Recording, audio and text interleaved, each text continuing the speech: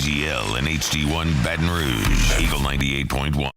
Eagle 98.1 Game Day is on the air. Presented by Super Chevy, your local Super Chevy dealers. It's time to talk LSU football on the flagship home of the Tigers. Call 225-499-9898. It's Eagle 98.1 Game Day. Now, live from the Mercedes-Benz of Baton Rouge studios, here's Charles Hannegriff and Richard Dixon. A war of wills in Tiger Stadium as LSU outlasts Ole Miss, leading only once, the only time that it mattered. Good evening, everybody, and welcome to Eagle 98.1 Game Day. I'm Charles Hannegriff, along with former LSU Tiger Richard Dixon. This game, you exhausted? Yeah, I'm done. You're not alone. There was a lot of that in a game that just seemed to go on and test the will of everybody that was involved in it. It felt like LSU was swimming upstream all night. A boxer whose legs were wobbly, but who never quite got knocked out. From the very beginning, it felt like Ole Miss had the upper hand, even though they didn't actually take the lead until the first play of the second quarter. But a drop deep ball that could have given the Rebels an early lead foreshadowed the missed opportunities that would plague Ole Miss all night. A short missed field goal at the end of an 11-play drive, and a turnover on downs on a drive that started at the LSU 13 following a Garrett Nussmeier interception left the feeling that LSU was sort of hanging on. But hang on they did. After falling behind 10-0, Nussmeier led the Tigers on a 6-play, 75-yard drive that resulted in a touchdown pass to Trey Green that cut the Rebel advantage to 3 points. It was one of several instances in the game, Richard, where Ole Miss could have taken control of the game. They get a 3-and-out there. They get the football back. They go on a drive. Even if they don't score, they kind of feel like they're starting to take control of the game. It was one of several instances where I thought LSU counterpunched when they had to. Yeah, I mean, look, the first 3 quarters of the game, I feel like Ole Miss was in control, but that the defense kept making plays when we needed to. It was it's like opposite night for us because the defense made the plays when the offense couldn't, but they kept getting them off the field, limiting scoring plays, holding to a field goal. It was one of the games where the defense kept us in the whole time. Ole Miss has had problems converting on third downs in SEC plays, but on the next drive, they converted 3 times to push the lead back to 10.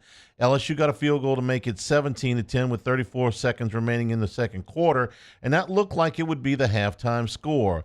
But Ole Miss fumbled on their first play of the next drive, and even though LSU didn't gain a yard, a 45-yard field goal made it 17-13. And I thought, Rich, that might give LSU a little bit of momentum heading into the second half to get that late field goal, which was basically it was a nice play on the strip by LSU, but it was kind of a gift. No, it was a gift, and it's one of those plays where it keeps us in the game. You know, you're going into halftime with a one-score, one-possession lead. It's something that you know that if you come out there in the second half, you can hold them and then get right back in the game. By making that stop and getting the field goal, it kept you within one possession of where you still felt like it was a game. A long drive to start the second half for Ole Miss was stopped by penalties. That would be another common theme on the night. The Rebels would have 12 penalties for 110 yards. LSU countered with a 54-yard drive, but that ended in a missed field goal. Then the teams would trade long field goal drives and back-to-back interceptions as the fourth quarter started. LSU hanging around within 4, though it felt like they were being outplayed. With 6 minutes and change to go, Ole Miss started a drive at their own 27 that reached the LSU 24, but LSU stopped them there, holding the Rebels to a field goal with 3:14 left. And a score there that kept with LSU within 7. The 3rd down and 9 on that drive, Richard, I thought was a big play in the ball game. They gained 4. I think if they gain 6, Kiffin probably goes for it there. They can put the game away there. They go up 2 scores with 3:14 to go, and it's over. But because LSU held it to a 5-yard gain, because it was a 4-yard gain, it resulted in a 4th down and 5. Kiffin chose to kick the field goal there, which is what I would have done, and put them up a touchdown. But just a touchdown. Again, LSU, it seemed like, was dodging that knockout punch all night, and that was another instance where they just held them just enough. I swear to you, another 2 yards, and Kiffin's going for it. I don't know if he makes it or not, but I think he's going for it if they make 2 more yards there. 100%. I mean, this is one of those games we're talking about where you finally get to see the result of the changes we made on the defensive staff. These guys are coming. We've been talking about it all year long. They're getting better, and this is one of those games is you can throw the stats out because, they put up 400-something yards offense, still threw for 280, rushed for over 4 yards a carry. But in every situation where the defense needed to make a stop, needed to make a play, they were there. They weren't getting just beat. They made the plays to keep us in the game. LSU started their last drive of regulation needing to go 75 yards to tie it. Garrett Nussmeier, who'd been knocked around and made mistakes in this game, saved the clutch plays for when his team had to have them. A 4th down and 6 completion to Mason Taylor gained 14 yards. A 3rd and 10 pass to Taylor for 19 moved the ball into Ole Miss territory at the Rebel 38. Richard, up to that point, Taylor had 2 catches in the game for 0 yards. We thought he might be a bigger part of this game plan, this control passing game to keep the ball out of Ole Miss's hands. He really was not. They had taken him out of the game to that point. No, I mean, this was a tough night for Nuss. I mean, the way they ran the defense, they were playing cover 2 man. Played really tight coverage. They were getting good push up the middle. Nussmeier was seemingly they were making him throw deep all night long, and he wasn't very successful with it. But later in the game, Mason Taylor was able to beat his guy man on man and get open and make the big plays. 27 seconds to go, and LSU was down to 4th and 5, what seemed like about the 10th chance that Ole Miss had to put this game away. But Nussmeier threw a strike to Aaron Anderson for the touchdown. I thought it was his best throw of the night, and Brian Kelly had a decision to make at that point. Would he pull a redo of Alabama in 22 and go for the win? This time, he chooses to play for overtime. Both of these teams were exhausted. I wouldn't have been surprised at all if he had gone for it and given LSU a chance to win it right there because, again, to that point, they had not led. And it seemed like, again, they were playing from behind the whole time. Maybe he goes for it here. He explained later on, we'll have the clip for you, why he decided to go for 1 instead of 2. What did you think of the call? Did you think he was going to go for the win there? No, in my opinion, this is the first time in the Brian Kelly era that he had more confidence in the defense than the offense. He wanted the defense to go out there and make a stop. They've been playing really good defense. He knew if they could hold him to a field goal, it would give him a shot. This is where he relied on the defense. This is a new defensive staff. This is the guy they went and spent all the money on to put the staff together. They were the ones that kept us in this game, and he left the game up to the defense. Ole Miss went backwards in the overtime, forcing Caden Davis to try a 57-yard field goal, which he hit. And then from the logo. LSU got the ball, and shades of Rohan Davey to Robert Royal against Tennessee in overtime in 2000. Nussmeier and LSU went to the end zone on the first play the same way Davey went to Royal to beat Tennessee. He hits Kyron Lacey for the touchdown in the front right corner of the end zone to end it. Take me through the touchdown pass. Well, I mean, we ran a motion on it. They were playing cover 2 man. The guys were not – they were playing match man. They weren't going to run with him. They had their best DB on him all night long. We ran him in a motion, put him against a weaker defensive back. They tried to bracket him with the safety, but, I mean, he made a good throw, got the guy over the top, and was able to throw it on the back shoulder and make a play. LSU won this game despite trailing all night. Inability to establish a running game. They turned the ball over twice. They allowed 11 third-down conversions. 2 fourth-down conversions. They nearly got Whit Weeks ejected in this game, which would have been terrible, but it didn't happen. If that happened, I would not be here tonight because I would be in a lot of trouble. Yeah, you would. Because that was similar to the Devin White against Mississippi State before the Alabama game. That's what I thought of. It's a freaking football play. I'm sitting with an SEC referee while I'm watching that. I'm like, dude, I will fight you right now if your buddies call this. Thankfully, they didn't. They overcame Lacey coming down with his hands clutching his knee. And I don't know what you thought at that point, but I feared the worst. He came down a little bit straight-legged. He's holding his knee. You can see he's in obvious pain. And for just a brief moment there, I'm wondering how many receivers LSU's got left. We're out. Yeah.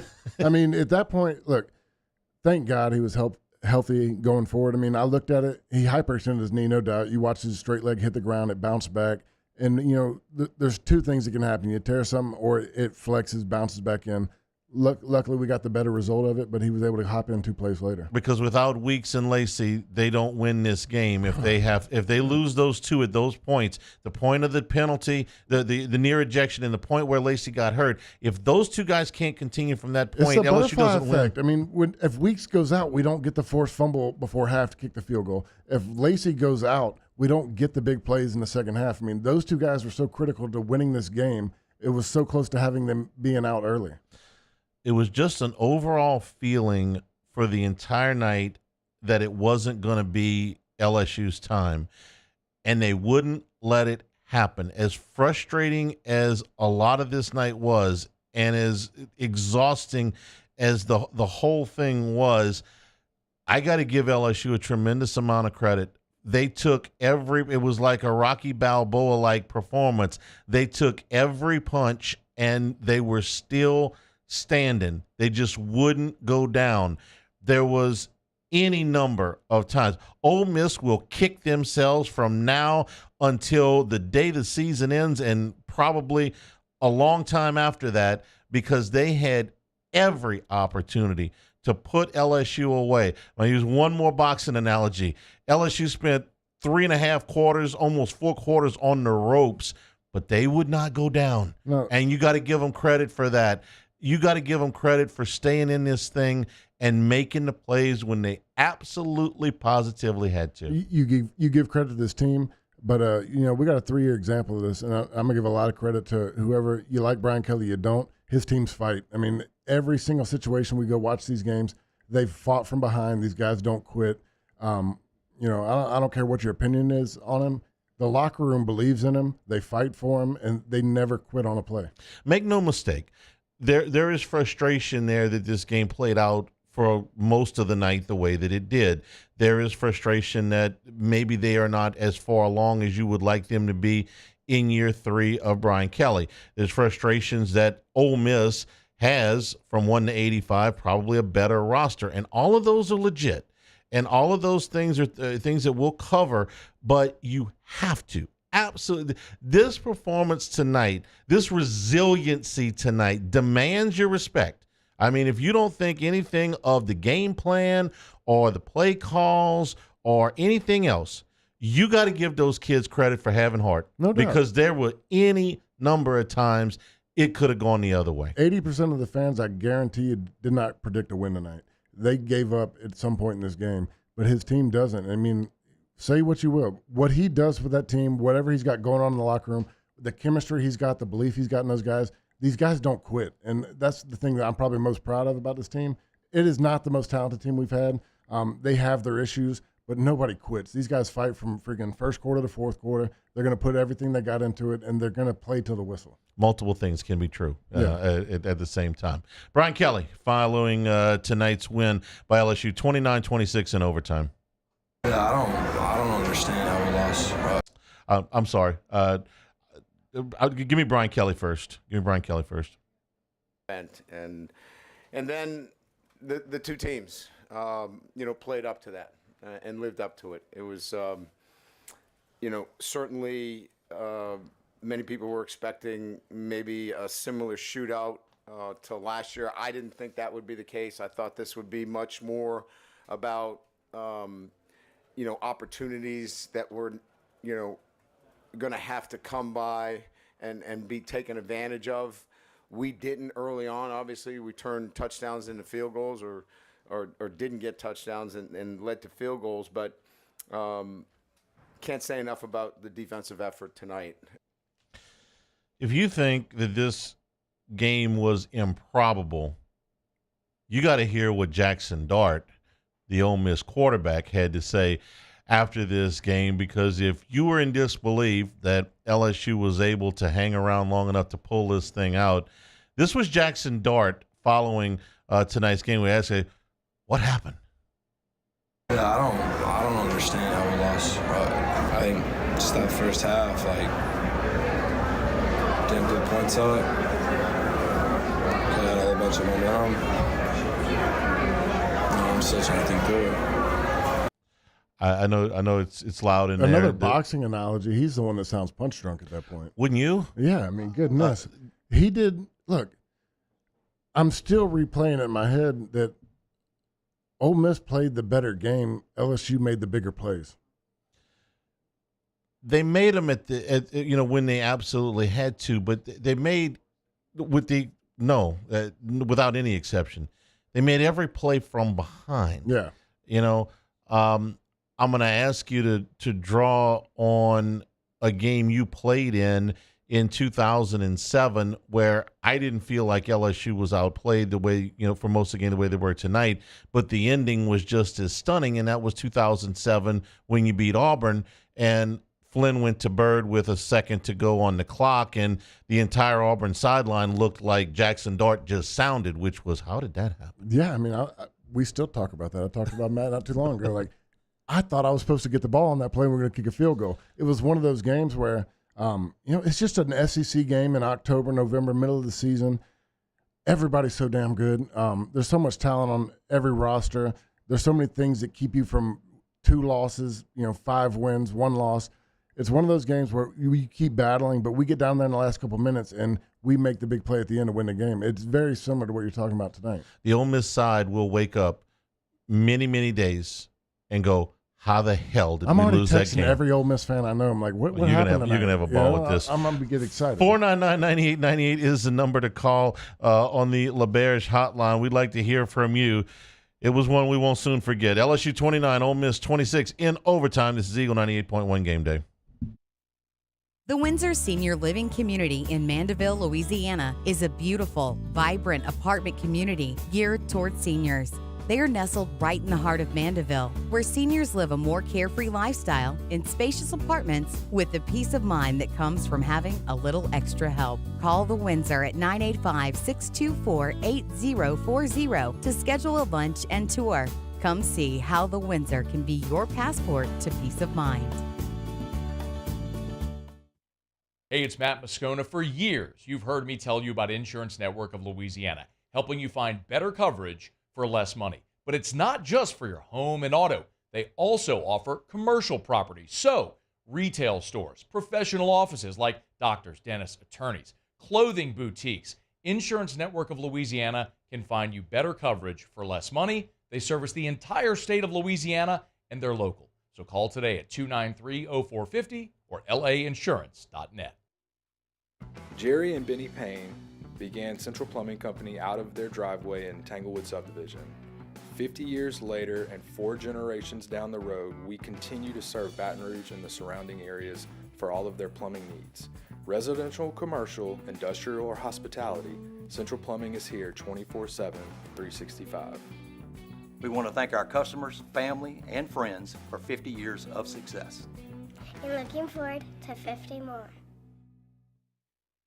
Gulf Coast Office Products is a nationally recognized Savin office equipment dealer based right here in Louisiana. Over 100 employees strong, Gulf Coast has the boots on the ground to support all vertical markets from education, engineering, legal, and finance. With the latest in office technology from desktop to production segment units, Gulf Coast and Savin have the perfect fit for you. Call 225-756-2644. That's 756-2644 for Gulf Coast Office Products.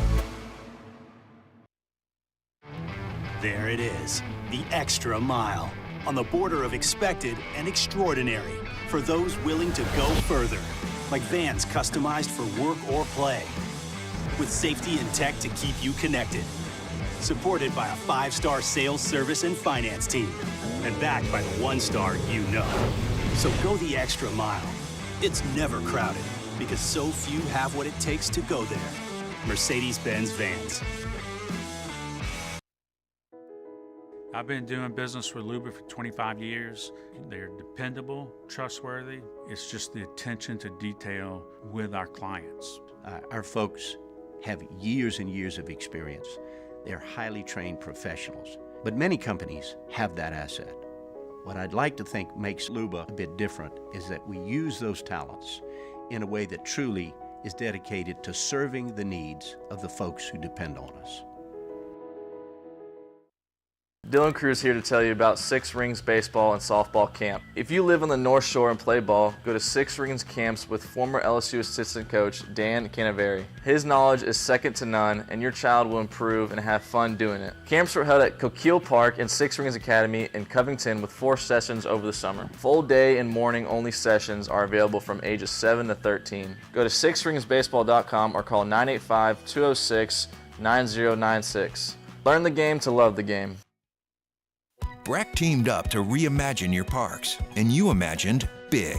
With your help, we went to work, creating 12 beautiful community parks across the parish. a family-sized water park, miles and miles of trails, and parks just for your dogs. There are more places to splash, to explore, to run wild, and even soar. You imagined 98.1.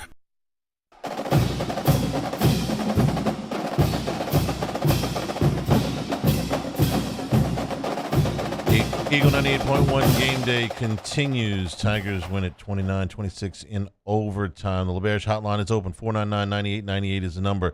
Start with Ryan in Central Arkansas. Ryan, welcome into the show.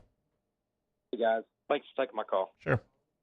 I just wanted to give a shout-out first to Ole Miss fans. You know, we had to live with that same way last year. Like, man, we're going to look back at that game and say, man, what if, you know? And so I'm glad they get to stick and deal with that for a while. Secondly, I don't know if we're going to have to face another defensive line maybe as talented as the one we just faced. So maybe that's a plus.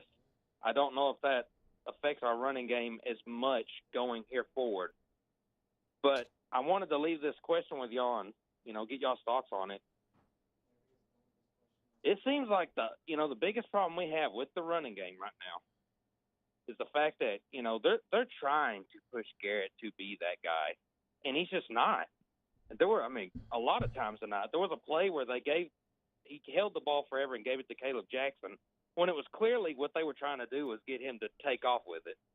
And there was like maybe 15 to 20 yards there. If you look at what they're doing in recruiting, they want a dual threat guy. It stretches the field out. It pushes defense to work sideline to sideline. It opens the passing game. It opens the running lanes up more for even the running back. And it's very limited right now. And that's my thoughts, and I just wanted to leave with y'all. Go Tigers. Thank you. I appreciate it. You don't need a dual threat guy. You just need a guy that makes a freaking play. And I don't know if it's something coached out of him. I mean, I was talking to you about this the second I walked into the studio before the game. There was, 5 to 7 plays when you're playing cover 2-man, everybody bails out. There's nobody in the middle. You can look at the end zone view, and we're going to pull a few of them up for the show on Monday when we do on YouTube.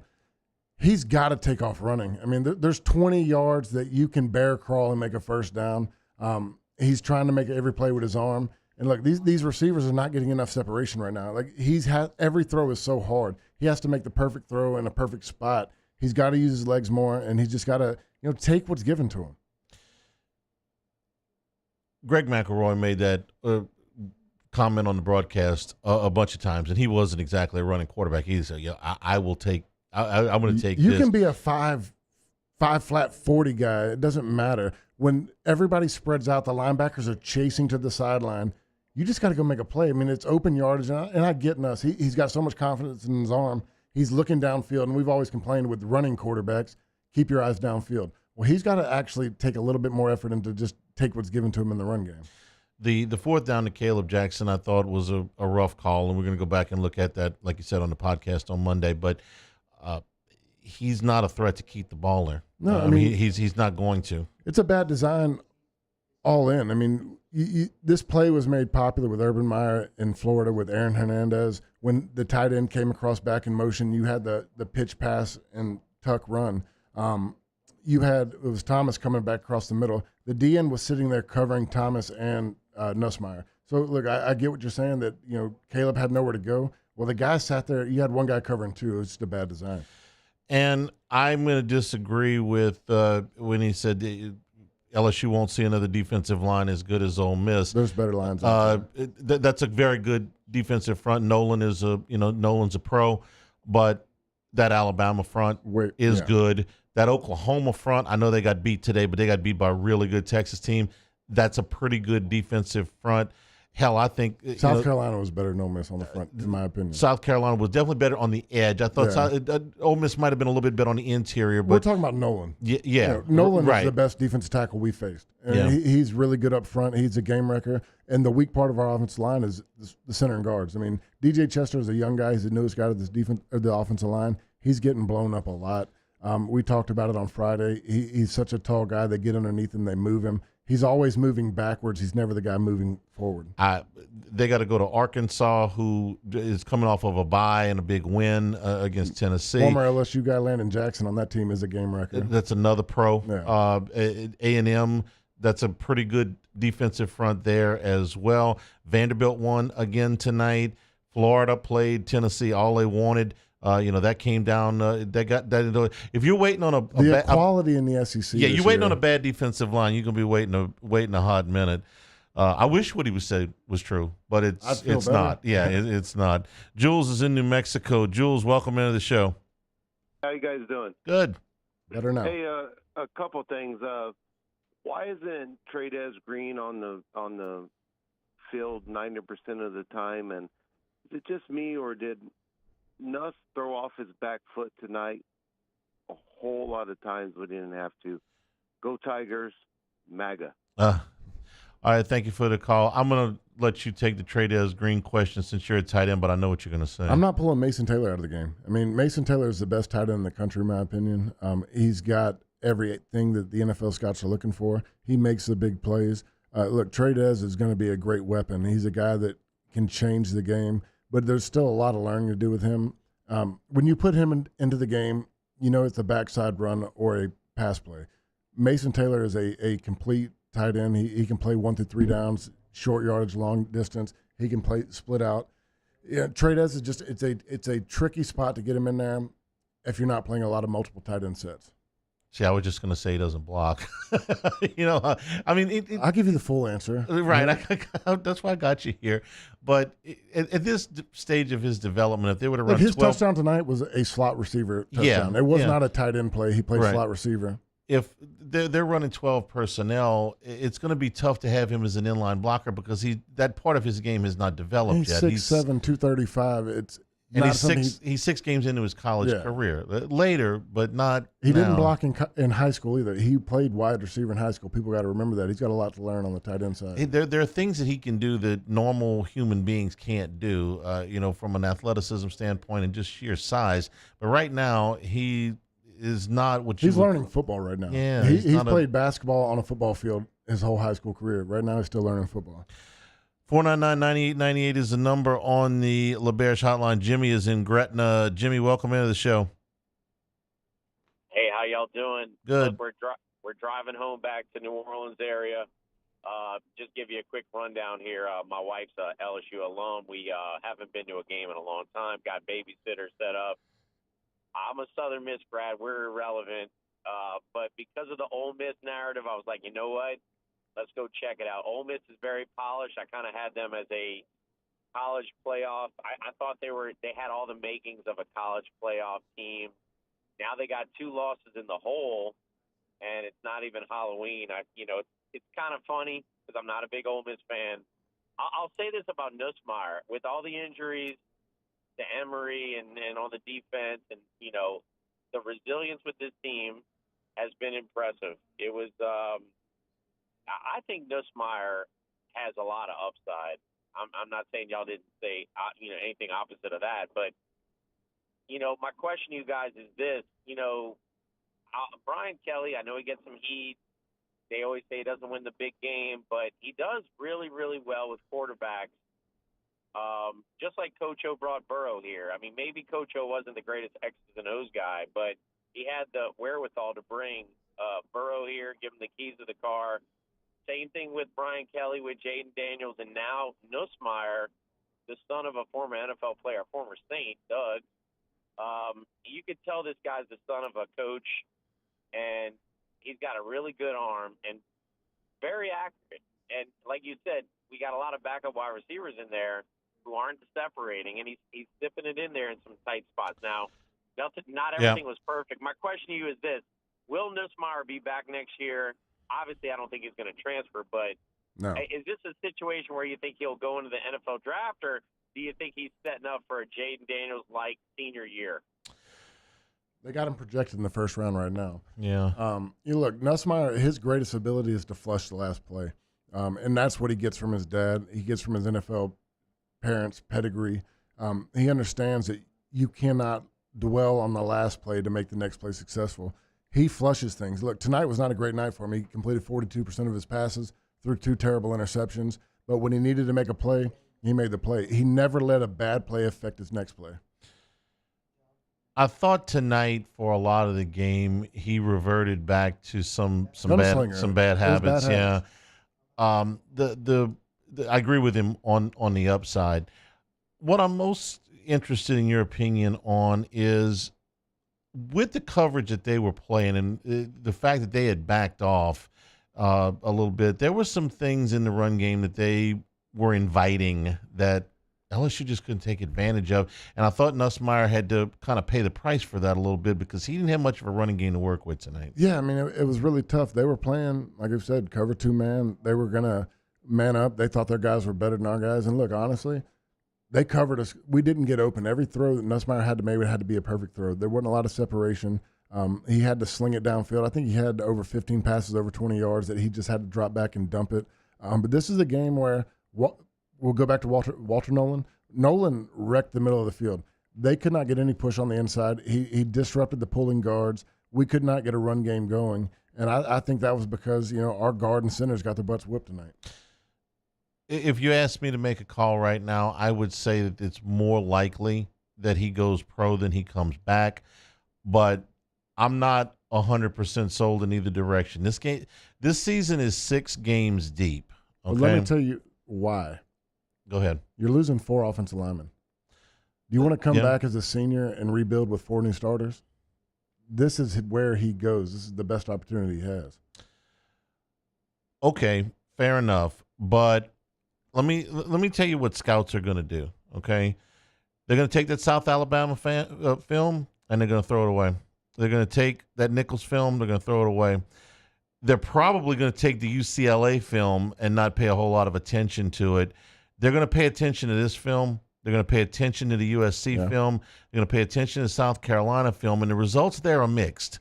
There's been plenty good, but there's been a lot that you go, uh-oh. And they're going to take the last 6 films against SEC competition, and they're going to look at those really, really closely. So right now, if I'm an NFL guy looking at Nussmeier, I'm going to say it's incomplete. I think that he's got a long pro future in front of him. But if we're just talking about draft status, okay, I think that's very much up in the air. There's going to be 6 films that are left on this regular season schedule that they're going to scrutinize. Of the first 6 games, I think they're only going to look at half of them. No, you're right. They're not going to look at the Nichols film. No, they don't care about that They're stuff. going to look at the most competitive film. But the things he does great, he does in all 6 games. Yeah. The things he does bad, I don't see you taking that out of him. That's a mentality that every quarterback lives with, whether good or bad. I don't see you pulling that tight window throw that he shouldn't make out of him. I just don't see where you pull that out. To his credit, one of the things that is a liability at the college level, which is his inability to, or his reluctance to run on a zone read or even when things open up, will not be as big of a hindrance for him in the NFL. They don't want you running very much up there. And he can buy himself time. He actually does that pretty well. They don't want you running down the field in the NFL. They're trying. They take a guy like Jaden Daniels. That was the knock on Jaden Daniels. He doesn't get down. This is fantastic, but quit getting hit, okay? And Daniels is a freak of nature when it comes to running. So that reluctance to run is actually going to benefit him at the next level. There's a lot of film left to tell the story of Nuss in 2024 for the NFL. Patrick is in Baton Rouge. Patrick, welcome to the show. What's going on, fellas? Hey, Patrick. Charlie. Hey, man. I got a simple question, but it might be dumb. Are we better on defense without Harold Perkins? Thank you. We're more defined. We're more consistent. We're more in place. Look, Harold Perkins has potential to be the best defensive player in college football, but when Harold Perkins has to be put in certain positions, he puts other people out of positions. I think right now it's very consistent with him out of the game because nobody's having to swap roles and play different roles to put him in certain situations. But I mean, like, I'm never going to say that you take a first-round talent out of the game and we're better, but we're definitely more consistent and we're more, everybody's in the same roles. They're not flip-flopping. It did seem like they struggled as a coaching staff with what to do with him. Through multiple staffs, really. They changed the entire defensive staff. They still couldn't figure out what to do with him. And it was a frustrating deal for people like me, and I think you, that just said, Put him on the outside and let him rush the passer and be done with it. And they just simply wouldn't do it. It's like you take your most explosive player, your most game-wrecking player, and we're only going to play him in 3rd and long. It gets to that point where you see in the NFL, you got pass rush specialty guys, you got 3rd and long guys you're going to get in there to get after the quarterback. That's what he did great. But when you have that player in college and he's considered, he's a 1st-round draft pick and everybody's looking at the rest of your defense, you want to put him on there for, majority of the game. I'll tell you where I would love to have him, and that's when Alabama comes to town, because the thing that scares me the most about them, they almost lost today, is Jalen Milroe's ability to beat you with his legs, which is what he did last year. You think Weeks can run with him? Weeks can run with him. Weeks is the best football player on LSU football. I'm not going to argue with that. He is the most instinctive. Go watch the plays tonight where he chases people down from the backside. The dude can freaking move, and I'm so tired of people talking about like he's not that fast. He's slow. The guy, I don't care if you run a 4.8, but you got the mindset of a genius. You run a 4.2. You get there as fast as that guy, and Weeks does that. I didn't say he was slow. No, I'm concerned that he can run with Milroe. Ain't many guys. Had people tell me that. I watched Milroe outrun Georgia's secondary. That's what concerns me. Yeah, but I've watched Weeks know where people are going, and he gets there faster. The dude's so dang good. Clip this. Clip this. I'm concerned about Milroe's ability to run. I watched him beat LSU with his legs last year. So the one time I really want Perkins is that's when I wanted him. I watched Vanderbilt beat Alabama, and nobody was better than Weeks on that Vanderbilt team. That's actually very hard to argue against. 499-9898 is the number on the LeBear's hotline. We'll take a break. Eagle 98.1 Game Day.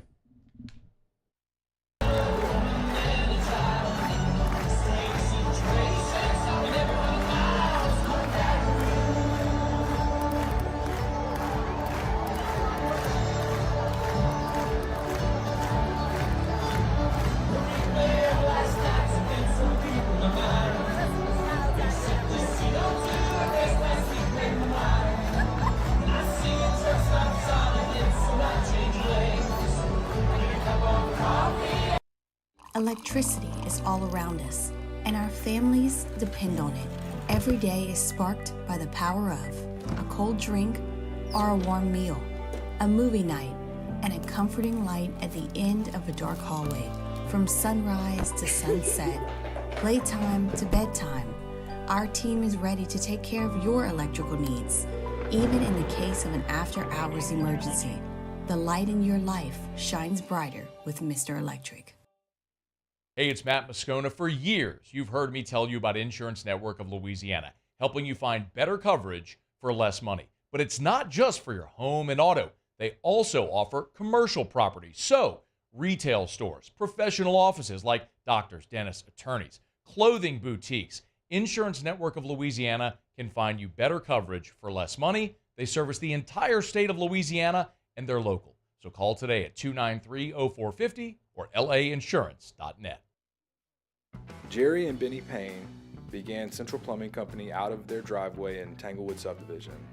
50 years later and 4 generations down the road, we continue to serve Baton Rouge and the surrounding areas for all of their plumbing needs.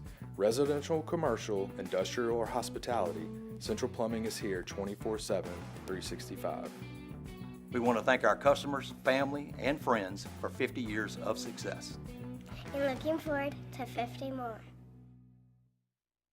Gulf Coast Office Products is a nationally recognized Savin office equipment dealer based right here in Louisiana. Over 100 employees strong, Gulf Coast has the boots on the ground to support all vertical markets, from education, engineering, legal, and finance. With the latest in office technology, from desktop to production segment units, Gulf Coast and Savin have the perfect fit for you. Call 225-756-2644.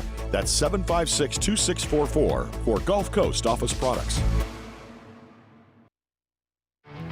There it is, the extra mile, on the border of expected and extraordinary, for those willing to go further, like vans customized for work or play, with safety and tech to keep you connected, supported by a 5-star sales, service, and finance team, and backed by the 1-star you know.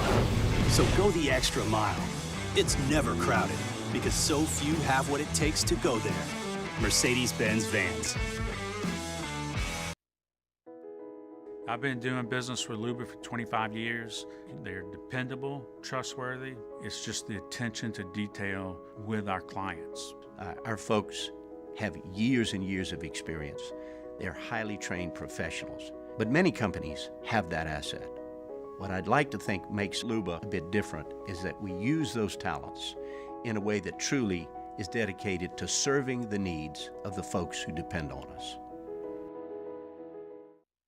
Dylan Cruz here to tell you about Six Rings Baseball and Softball Camp. If you live on the North Shore and play ball, go to Six Rings Camps with former LSU assistant coach Dan Canaveri. His knowledge is second to none, and your child will improve and have fun doing it. Camps are held at Coquille Park and Six Rings Academy in Covington with 4 sessions over the summer. Full day and morning only sessions are available from ages 7 to 13. Go to sixringsbaseball.com or call 985 98.1.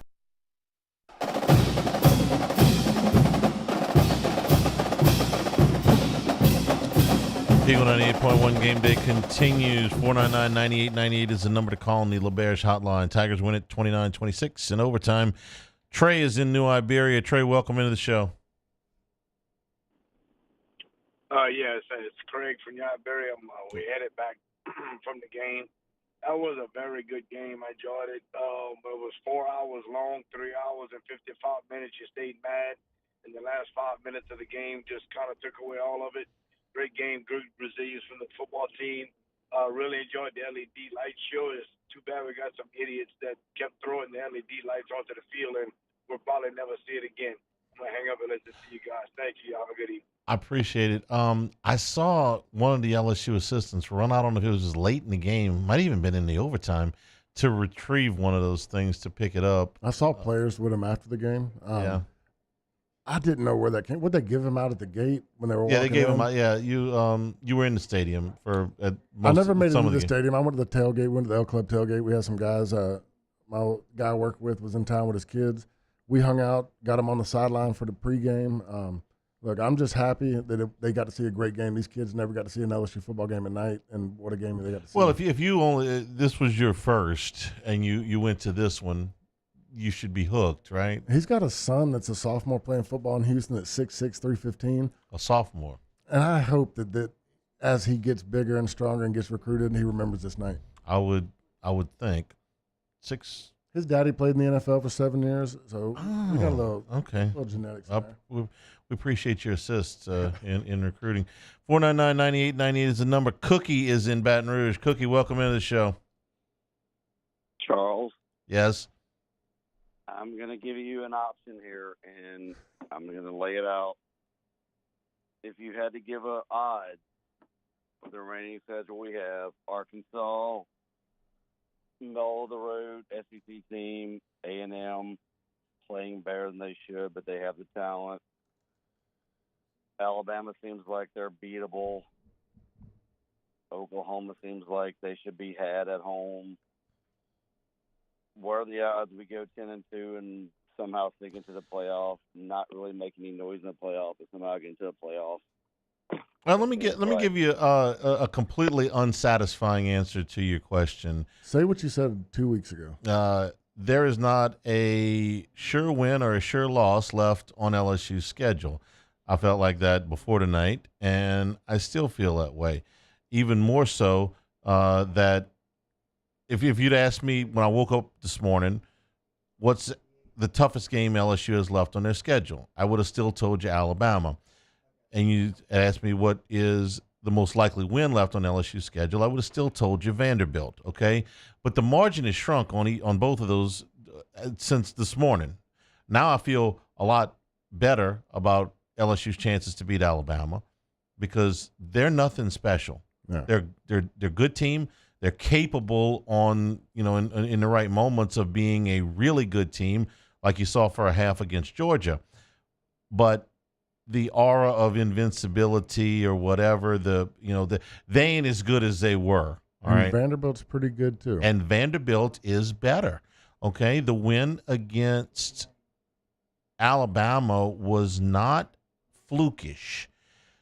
They beat Virginia Tech to open the season. Now, Virginia Tech's not great, but they're not bad either. They probably should have beaten Miami. They lost by a field goal against Missouri on the road. They beat Kentucky on the road tonight. You say, well, that's Kentucky. Who cares? I'm sorry. We got this thing on the show we called a field rush fade. After a gigantic win, and they don't get any bigger in Nashville, Tennessee than beating Alabama. It's been 40 years. That the next week there is just a natural letdown, and you couple that with going on the road in the league, and you still win, and you're Vanderbilt, they're not bad. Okay, so do I think LSU is going to win the game when they come to Baton Rouge? I do. Do I think it is an absolute certainty? I don't. You got 6 toss-up games. I mean, next week Arkansas is tough. You got to come off of that. Okay, LSU rushed the field tonight. It looked, it was full. They just beat a top 10 team. It was, in overtime. How many plays they run tonight? I know they threw 51 passes and they had 24 rushes. LSU snapped the ball. Total plays tonight. I'm looking for it. 24, 50, 75 plays on offense and 84 plays on defense. And then you got to go on the road in the conference. This is hard. So I give Vandy credit going on the road and getting a win after you're dealing with the emotions of that game from a week ago. LSU, I thought, was in a very good spot here, catching Ole Miss playing their 7th straight game. We talked about that. Second in a row on the road, and LSU was coming off of a bye week. Well, next week it's not an exact flip, but Arkansas was off this weekend, and LSU is going to come off of this physical, long, emotional game and have to go on the road. A&M was off this week, and then we're going to go play the second game at A&M. So when you're talking about the rest of the schedule, we got some tough spots. It's very, very difficult. 499-9898 is the number to call. Matt is, I'm not really sure where Matt is. Matt, where are you? Yeah, Matt? Hello. Hey. Matt. I'm at BASF. Oh, at BASF. Oh, okay. Buy some valves from Sunbelt Supply. Hey, yeah, for sure. How about them Tigers? We want Vandy, Yeah, I just wanted to call and say Swinson has been an animal this year. I'm looking forward to keep watching him play. Oh no, Swinson's a freak, man. He's making all the plays for us out there. He's pushing back. He's causing havoc. I mean, guys, man, the flip that we've done with Kevin Peoples has made an incredible improvement on these guys. These guys are making big plays. I mean, Swinson's a freak. Would you say that Kevin Peoples has had the best year of any LSU assistant? Well, I'd give it a tie between Kevin and Bo. Look, the good thing with Kevin is the guys that he's training are older guys. Bo's doing it with freshmen. So it's his guys are making bigger improvements because they're older, stronger, faster, play more football. But Bo's doing the same thing with guys that are straight out of high school. I think he's had a hell of a. I agree with you on both of them. There was some unbelievable individual efforts since he brought up Swinson. And we've given Major Burns some grief at times about his tackling. His best game as a Tiger tonight. Thank you. By far. I mean, he covered well, made big plays in the backfield. He never got beat. I mean, look, I've given more grief to Major Burns than anybody, and tonight he played his butt off. And even the ball Harris caught in the middle of the end zone on him. There's nothing else he could have done. Yeah, I mean, he was perfectly covered. He was inside the guy's jersey. Just give Harris credit for making the catch there. Greg Penn was outstanding tonight. Kelly called him. He's our green dot, which on the helmet. He's the guy to get some lined up. Alexander got the game ball from Kelly tonight. He was outstanding. And all Whit Weeks did was have 18 tackles. Whit Weeks is the best player on the field. 18 tackles. 10 solos, a sack, and a tackle for loss. Ain't nobody. Boy, and I was all ready to jump on Sage Ryan too. After that the bomb that Harris dropped. I was ready. I was so ready to. I was like, goodness, the safety plays not getting. He played well.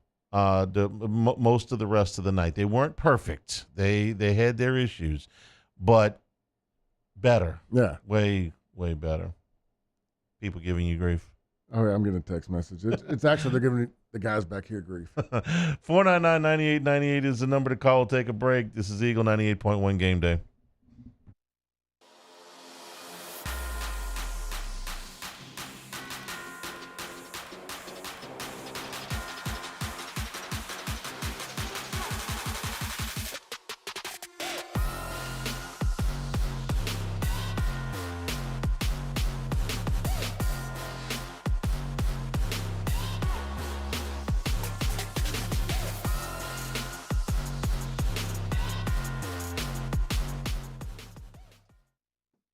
Breck teamed up to reimagine your parks, and you imagined big.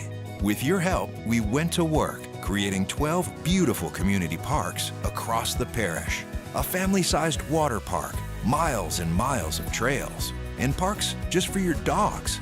There are more places to splash, to explore, to run wild, and even soar. You imagined, we delivered. Gold. Breck, your #1 park system in the nation. Electricity is all around us, and our families depend on it. Every day is sparked by the power of a cold drink or a warm meal, a movie night, and a comforting light at the end of a dark hallway. From sunrise to sunset, playtime to bedtime, our team is ready to take care of your electrical needs. Even in the case of an after-hours emergency, the light in your life shines brighter with Mr. Electric.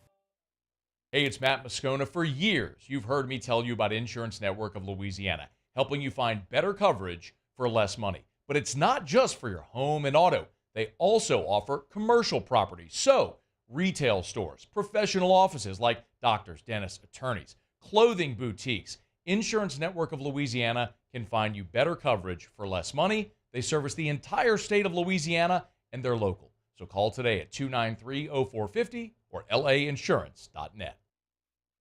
Jerry and Benny Payne began Central Plumbing Company out of their driveway in Tanglewood subdivision. 50 years later and 4 generations down the road, we continue to serve Baton Rouge and the surrounding areas for all of their plumbing needs. Residential, commercial, industrial, or hospitality, Central Plumbing is here 24/7, 365. We want to thank our customers, family, and friends for 50 years of success. And looking forward to 50 more. Gulf Coast Office Products is a nationally recognized Savin office equipment dealer based right here in Louisiana. Over 100 employees strong, Gulf Coast has the boots on the ground to support all vertical markets from education, engineering, legal, and finance. With the latest in office technology from desktop to production segment units, Gulf Coast and Savin have the perfect fit for you. Call 225-756-2644. That's 756-2644 for Gulf Coast Office Products. There it is, the extra mile, on the border of expected and extraordinary for those willing to go further, like vans customized for work or play, with safety and tech to keep you connected, supported by a 5-star sales, service, and finance team, and backed by the 1-star you know. So go the extra mile. It's never crowded, because so few have what it takes to go there. Mercedes-Benz Vans. I've been doing business with Luba for 25 years. They're dependable, trustworthy. It's just the attention to detail with our clients. Our folks have years and years of experience. They're highly trained professionals. But many companies have that asset.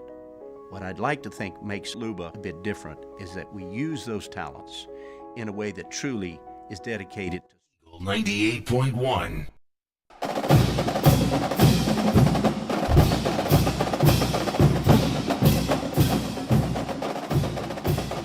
Eagle 98.1 Game Day continues. LSU wins at 29-26 in overtime. 499-9898 is the number to call. Tony is in Slidell on the LaBerge hotline. Tony, welcome into the show. Well, thank you, man. I'm working my way back from the game. This was an exhausting game, to say the least.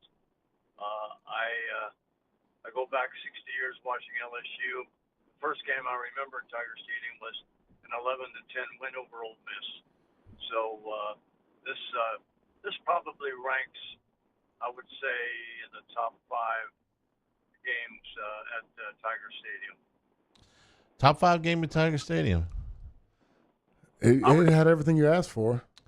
It did. I was texting with Patrick Wright, who has been on the LSU Sports Network forever and does the stats and stuff up there with him, and he was comparing it to the Auburn game in '88, the earthquake game, which was that LSU was, it was a frustrating night for them. Now that game was a lot lower scoring than this one, but at the end when they had to have it, they put together a 75-yard drive that had multiple fourth down conversions. I think it was Willie Williams that they got on a 4th and 10, just the same way they hit the tight end tonight. Mason Taylor it was a 4th and 6 tonight, but it had some of those characteristics that I was in the stadium that night. It was, everybody talks about that game as one of the iconic games at Tiger Stadium. It was boring as hell for 57 minutes. And the last 3 were like, and your heart's in your throat. So what about 2006? Because this game reminded me of my freshman year, except for that Ole Miss was not expected to be anywhere close, but we played them close into the game. Dwayne Bowe catches the ball in the back of the end zone on a 4th down to win the game. I had forgotten about that game. I'll be honest with This you. is what it reminded me of. I mean, look, we were a way better team in 06. We were a team that probably should have won a national championship. But we were going against an Ole Miss team that wasn't very good. Orgeron was in his first year, second year. They took us down to the wire. Okay. We hit him in the back of the end zone in the 4th down in the 4th quarter. Here's what I remember about that game now. Orgeron was talking with Jamarcus or talking about Jamarcus in the pregame. Mm-hmm. And he had recruited him. And he says, "You're as big as our lineman." Because I think it was his first year there, and he was trying to get the program back going. And he's like, my problem is LSU's quarterback is bigger than my lineman. But I didn't remember the details of that game quite like you did. I remember more the highway robbery at Auburn that year. Yeah. I remember that very well. 499-9898 is the number to call the Bears hotline. John is in Destrehan. John, welcome into the show. Shit, hey, Charles, can you hear me, man? I'm driving home from the stadium tonight. Yeah, go ahead. Top down on the Jeep. Go ahead. We can hear you. So I just wanted to give a shout-out to Weeks tonight, man. He played a great game, and I don't think he gets enough credit because at one point in time in the 4th quarter, he was moving defensive linemen around, fellow linebackers. He was moving them around and getting them in position, and then I think he even moved a cornerback or a safety around that one play. And he's got a hell of a job back there, and man, you can't say enough about that guy. He just did a great job tonight. I mean, shit, 18 tackles. That's ridiculous. I agree. You don't have to worry about him getting enough credit. Dixon here. You don't listen to me enough. Dixon's starting a fan club. He's having jackets made. Man, my God, he is an amazing. I don't need to do this rant again. He's the best player on our defense. It's hard to argue with 18 tackles and 2 for loss and a sack. It's the way he plays the pass game. defense. No, it's not just like stats. We can go down stats. He plays the game like he's a freaking old man. He knows football. He reacts. He reads. He's just a guy that was put on this earth to play linebacker. It's an old soul. Yeah. Okay. No argument from me at all. Sean is in Baton Rouge. Sean, welcome into the show. Yeah, Richard, as a Mississippi native, I think you said your dad played at State. Were you recruited by the Mississippi schools, and what made you pick LSU? Oh, I was heavily recruited by Mississippi State and Ole Miss. For me, I'm a sore loser, and they were terrible when I was coming out of high school. I mean, Orgeron just got in there. They won 3 games. Sylvester Croom was at Mississippi State. Look, I wanted nothing more for Mississippi State to be a good football team so I could follow my dad's footsteps and go be a Bulldog. But, I can't lose. I hate losing more than anything. I'm a poor sport. My wife and kids can't be around me when LSU's losing now. I have to be in a program with a chance to win. And, in all honesty, LSU was 2 hours from my house. Mississippi State was 4.5, and they were winning football games.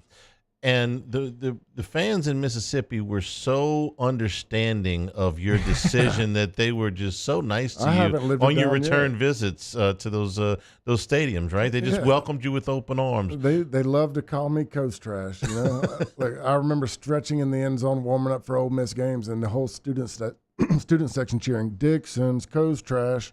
So yeah. I wasn't familiar with the term until you told a story on Friday. Yeah, you know, I won my 4 games against Mississippi State. I hate to say I went 2 for 2 against Ole Miss, but I feel a little bit more vindicated tonight. 499-9898 is the number to call. Stephen is in Crowley, or Stephen is in Crowley. Stephen, welcome into the show. Stephen, nope. Charlie's in Lafayette. Let's try that. Charlie, welcome into the show. How you doing, Charlie? Good. Great game. Look, I hate to correct you about 2006 when Dwayne Bowe caught the touchdown pass to tie it up. Y'all missed the extra point and beat Ole Miss in overtime. I remember. All right, we'll get into details. Yeah, I remember when he did. Just to remind, but one of the things I'm noticing, basically, I mean, a great win, but the SEC is starting to cannibalize each themselves, and they may not have as many teams in the playoffs this year, you know. But I do like the fact that they've got to deal with the Big Ten, that they're pretty much going to eventually break away, and it's going to go to about 40 teams, you know, and some teams will join them. But I think that's where it's going. But man, we're cannibalizing each other in the SEC. Well, they always have. The thing is, this is the first year we're looking at the 12 team, and if you look at these teams from the Southeastern Conference up at the top, even though everybody's got a loss now except for Texas, but is there a better one-loss team in the country than Georgia? Maybe Ohio State, because they got nipped tonight by Oregon by a point, but Georgia is right there. Tennessee is right there. LSU, A&M, Oklahoma lost again today. I'm trying to go through the one-loss teams without who am I forgetting? Those anyway. Is this the most equality you've seen in the SEC in a long time? I mean, it's hard to not go that way when Vanderbilt beats Ole Miss, Arkansas beats with Tennessee. Yeah. It just seems like everybody's so close. I would say it's been a long time, because if you look at the SEC championship game, and they did this when Alabama played Georgia a couple of weeks ago, they put the graphic up, and you just take it for granted. It's like, man, these two have been monopolizing the SEC championship game for a decade. No. You know, LSU's win in 2019 is the outlier. If you want an SEC champion besides Alabama or Georgia, other than that 19 year, you got to go back 10 years. Yeah. So yeah, I could, if you told me right now, can Texas win the SEC? Yes. Can Georgia win the SEC? Yes. Can Tennessee win the SEC? They've been shaky the last couple of weeks, but if everything broke right for them, maybe. Could Alabama still get their act together? Maybe. Could LSU? Could LSU or A&M go on a run? You know, the losses by LSU and A&M, remember, are non-conference losses. So they're still right there, you know, and A&M's got 3 wins in the league already banked. So, yeah, you've got as many teams with a chance to make the SEC championship game in mid-October as any that it's been a while. Yeah. It's been a while. And, of course, you don't have divisional play here, which means – that the 2 best teams are going to go, and that wasn't always the case when you had divisional play. There were a lot of years, especially when Spurrier and Fulmer were dominating the East, that they were the 2 best teams, and of course never played in the SEC championship game because they were both in the SEC East. I would say that this is the most teams that I think have a legitimate chance at the SEC championship game in mid-October. At least since A&M and Missouri came in the league. Yeah. And if I put a pencil to it, maybe a little bit longer than that. Now I got a project for Monday. Give me homework. 499-9898 is the number to call. Jules is in Abbeville. Jules, welcome into the show. Big and Rich, Jolly Charlie, how y'all doing? Oh, everybody's happy. Better Hey, not. yeah, that was as exciting as Bert Jones to Brad Davis. Well, we just got Jules. We just got the Kiffin. We heard it. We don't have it to play. I apologize, but Lane Kiffin at his press conference said this one will stay with us forever. Jones to Davis has stayed with him forever. Cannon's run has stayed with him forever. This one is Kiffin's words. This one will stay with us forever, and I believe it. Do we have him? I don't want to hang up on him. I was responding to something that he said. It's all right. I don't know how this one would be very hard to get past if I'm trying to put myself as a player on Ole Miss's team, and this is one that hurts really bad because for 90% of the game you were the better team. I mean, you outplayed them. You were more physical. You did everything you could to win the game. This is one of those games that could be a season record. It's hard to overcome one of these losses. Especially because they've already done it. Yeah. They came back from the Kentucky loss, and they thumped a decent South Carolina team. South Carolina Getting knocked down the second time is tough. Yes. South Carolina went to Kentucky and dominated that team. They gave LSU all they wanted. Took the last play of the game for LSU to beat them. Took the last play of the game for Alabama to beat them today. South Carolina's not bad. They're not perfect, but they're not bad. And Ole Miss went there and dominated that game after essentially leaving themselves with so much regret in that Kentucky game because, like tonight, a lot of it they did to themselves. That Kentucky game, Kiffin said it going off the field at halftime, we extended Kentucky drives with our penalties in the first half. And because of that, Kentucky ended up controlling the ball for 40 minutes of the 60-minute game. And then at the end, they made one play and did it. And I'm sure that when they go back and look at this, they're going to say, 10 penalties for 120 yards worth of penalties. And you got LSU 4th and 5 and an opportunity to put them away. And Nussmeier throws a strike to Anderson. I thought his best pass of the night. You fail on a 4th and 2 inside the 15. You miss a field goal. I mean, there were so many. You dropped a touchdown pass right out the chute. I mean, it's another one of those games where Ole Miss killed themselves. LSU's going to take credit for making some plays at the end. Yeah, and I would too if I was them.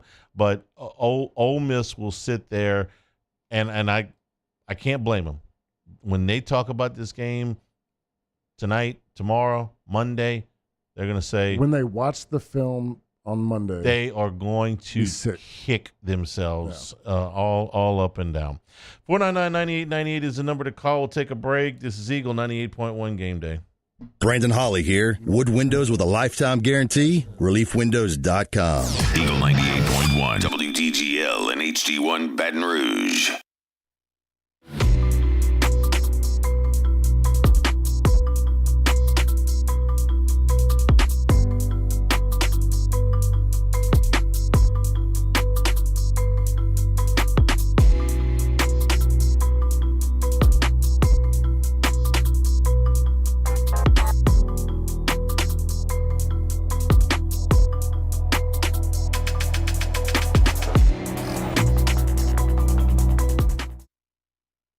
Dylan Cruz here to tell you about Six Rings Baseball and Softball Camp. If you live on the North Shore and play ball, go to Six Rings Camps with former LSU assistant coach Dan Canaveri. His knowledge is second to none, and your child will improve and have fun doing it. Camps were held at Coquille Park and Six Rings Academy in Covington with 4 sessions over the summer. Full day and morning only sessions are available from ages 7 to 13. Go to sixringsbaseball.com or call 985-206-9096.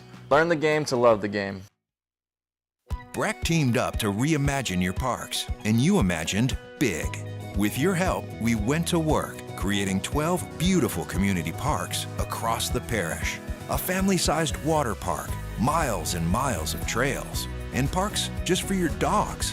There are more places to splash, to explore, to run wild, and even soar. You imagined, we delivered. Gold. Breck, your #1 park system in the nation. Electricity is all around us, and our families depend on it. Every day is sparked by the power of a cold drink or a warm meal, a movie night, and a comforting light at the end of a dark hallway. From sunrise to sunset, playtime to bedtime, our team is ready to take care of your electrical needs.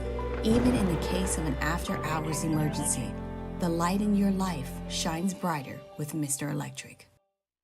Hey, it's Matt Moscona. For years, you've heard me tell you about Insurance Network of Louisiana, helping you find better coverage for less money. But it's not just for your home and auto. They also offer commercial property. So, retail stores, professional offices like doctors, dentists, attorneys, clothing boutiques. Insurance Network of Louisiana can find you better coverage for less money. They service the entire state of Louisiana, and they're local. So call today at 293-0450 or lainsurance.net. Jerry and Benny Payne began Central Plumbing Company out of their driveway in Tanglewood subdivision. 50 years later and 4 generations down the road, we continue to serve Baton Rouge and the surrounding areas for all of their plumbing needs. Residential, commercial, industrial, or hospitality, Central Plumbing is here 24/7, 365. We want to thank our customers, family, and friends for 50 years of success. And looking forward to 50 more.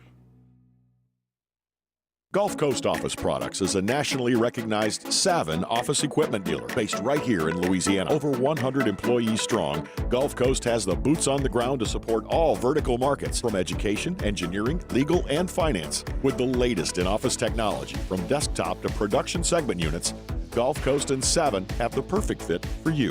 Call 225-756-2644. That's 756-2644 for Gulf Coast Office Products.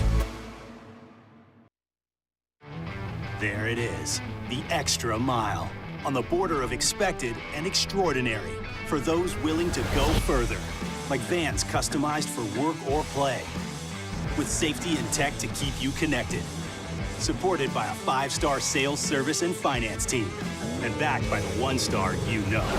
So go the extra mile. It's never crowded, because so few. 98.1.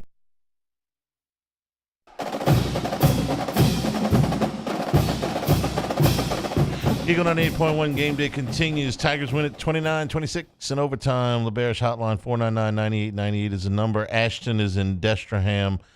Ashton, welcome into the show.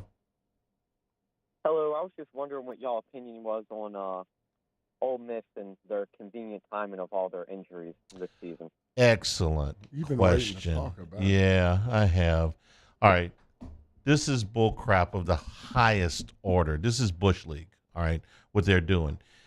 And I actually kind of took up for Kiffin a little bit during the week because teams did this to Ole Miss for a long time. And I thought at one point Kiffin was just trying to make a point about how teams had done this to them for so long, they were going to start doing it. And let me say, I don't think this had anything to do with why LSU was behind or that LSU won the game or anything like that. But you're actually seeing a signal from the sideline out there to go down. So here's my solution to this, because I don't think the officials should be burdened with having to officiate this. These are plays that happen behind the huddle. These are things that happen behind the huddle, behind the play, behind what the officials are supposed to be concentrating on and calling. Furthermore, they can't be expected to look at those players and know if they're hurt or not. So This is not a burden I want on the officials. This is a burden I want on the league office. And the league office, if they're bullish enough on field rushes and finding them with that, and the NFL has got their uniform police and all that stuff, and if a guy's got his socks rolled down the wrong way or his shirt untucked, yeah, they find him $5,000 if they got a towel hanging off their belt the wrong way and all that stuff.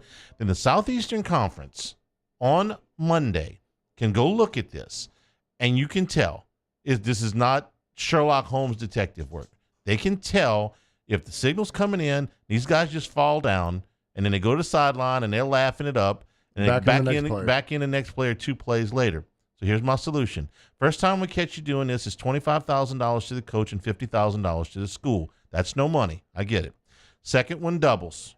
Okay. Third one doubles again. So now you're up to $100,000 and $200,000 for the coach and the school. After 3, we're going to suspend you. Fourth offense, is the head coach is a 1-game suspension. And the 5th offense is a 3-game suspension. And SEC games, we're not going to suspend you for when you play Nickel State. And we're going to put a stop to this crap because this is absolute Bush League. And I would say that if LSU was doing it, when Les Miles would put 38 on every one of his punters and kickers, I thought that was Bush League. And this is Bush League. And the league, this is something that the league has got. There is a sportsmanship policy. I was about to say. I didn't even know this until Kelly brought it up the other day. But this has got to stop. Okay, this goes against every level of sportsmanship that there is. Okay, you're cheating the system. You are. You're allowed 3 timeouts. You can't call a timeout whenever you want by having a guy drop on the field. That's it. And you know how you the boy that cried wolf. Okay, one of these times somebody's really going to be hurt, and they're going to say, you know what, the hell with you. Yeah, it's going to be a 10-second runoff. He's gone. Right, and we don't want that. I heard somebody else say today, don't let them back in the game. That series. I like the idea behind that. Here's the problem, though. What if the guy is actually hurt? Yeah. Okay. What if he actually gets his bell rung, goes to the sideline, the wind knocked out of him? Yeah, and he's actually hurt. Well, that guy ought to be able to come back in the game. There was a couple times tonight to where I heard the fans just roaring when a guy went down. Yeah, and then there was a couple times they were hurt. Yeah, and I don't want the officials burdened with that. No, because the last thing you want on earth is an official deciding is he really hurt or not. I mean, you can't decide that because if you make one mistake, lawsuits, whatever you can get into. But when they're signaling from the sideline, the team is looking over, then they're saying go down, then somebody drops. It's complete BS. This is a league issue, and it's very easy to police. They've got an eye in the sky everywhere. They can see. Watch it on Mondays on our YouTube channel. Watch it on Mondays, and you can levy fines. I'm not a big fine guy. I will go pick those plays out for Monday. Just a couple of them to show you when they do it on purpose. Good. Do that. We do the podcast. We drop it on Monday nights. We had the week off last week, but Handycast if on we YouTube, can see it on the film and y'all can see it on the film, the SEC committee can see it on the film. I'll bet you it gets sent in. Yeah. So start doing something about it. Quit saying we'll handle it behind closed doors. No, we're going to announce the fines. We're going to progressively increase them. And once we get past 3, we're just going to suspend the coach. Look, and this is what's so crazy about it. That's always been done. People have done it, but they're taking it to a whole freaking another level. I mean, once every now and then. Yeah. Okay, I get it. You need a breather. Now they're just doing it. They did that tonight to give the chance to review a play. Yeah. That's what throws me. It's complete Bush League. Chris is on I-10, I believe, on his way back back home. Chris, be nice. Welcome to the show.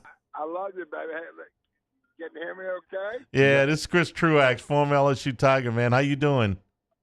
I'm well, man. Listen, I love your show, obviously, and listen to you guys. It's great, but I'm well. But listen, when you guys, I don't care about politics. Here's what I'll talk about is how we're going to run the football in the SEC. Get you back over here. You got any eligibility left? No, it's not about eligibility. It's one back, it's shotgun offense, but guess what? Hey, when we get to the moment and we got to win a game, it's hard for us to win the line of scrimmage.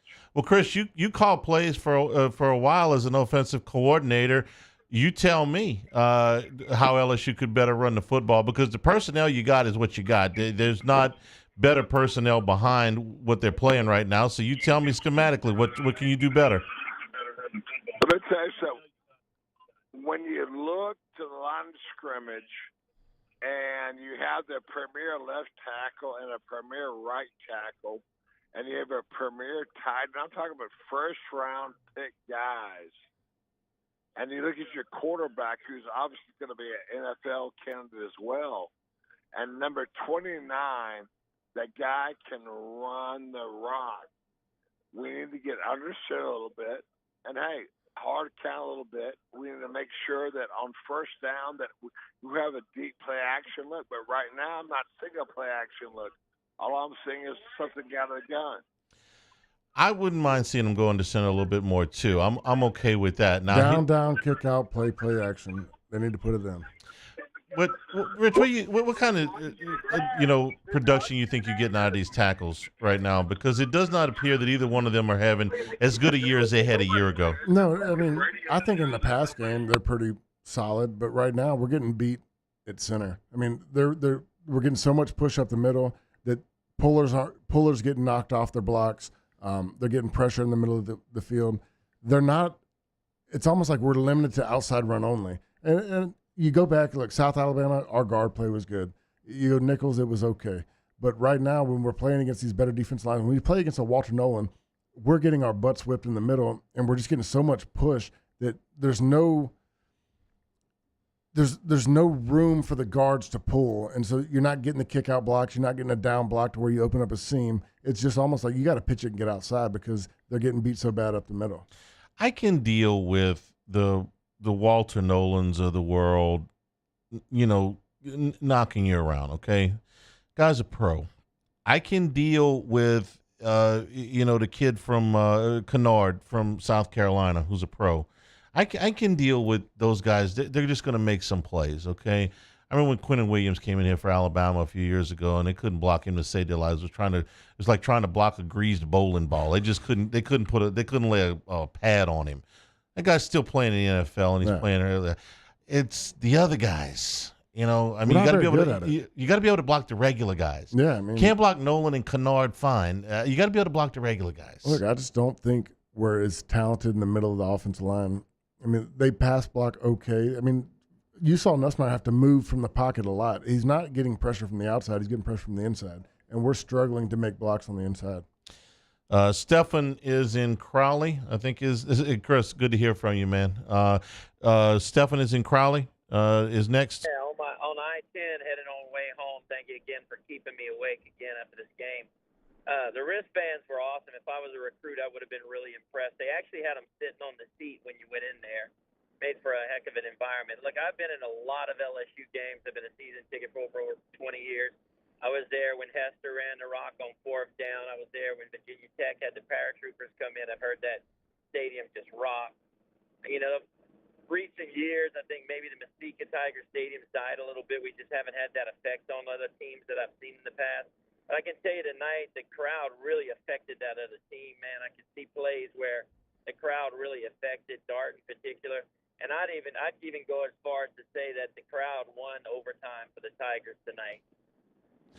Well, we knew that all of the factors were in place there, that you had a quality opponent, a lot on the line, great weather, night game.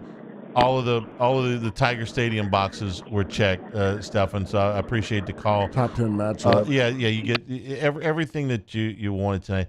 He brought up Hester. You happen to watch the game on Friday night between Utah and Arizona State? No, I was watching the Florida game. I found Hester's clone. I found his doppelganger. This Scatabo kid from Arizona State. I thought we found his doppelganger against Nichols the law firm running back. Guggenheim. Guggenheim. Guggenheim may look like this Scatabo kid runs just like Hester. Like he's mad at the ground, like he keeps, he runs hard. Yeah, I made some he good runs blocks on low. those 4th downs. If you watch Arizona State, I'll watch okay, he's number 4, and you watch him and just kind of put a purple and gold jersey on. He's Hester. On the big 4th down touchdown, I think I celebrated more than Hester. He had the wind knocked out of him. He was faking. Yeah. I've heard that he was story. tired. Chuck is in somewhere in Louisiana. Chuck, welcome into the show. Hey, it's Chuck from the Spillway. We got a little field report. The McDonald's on Highland Road's out of hamburgers. Uh-oh. We got a victory. We got everything we needed. We took care of business.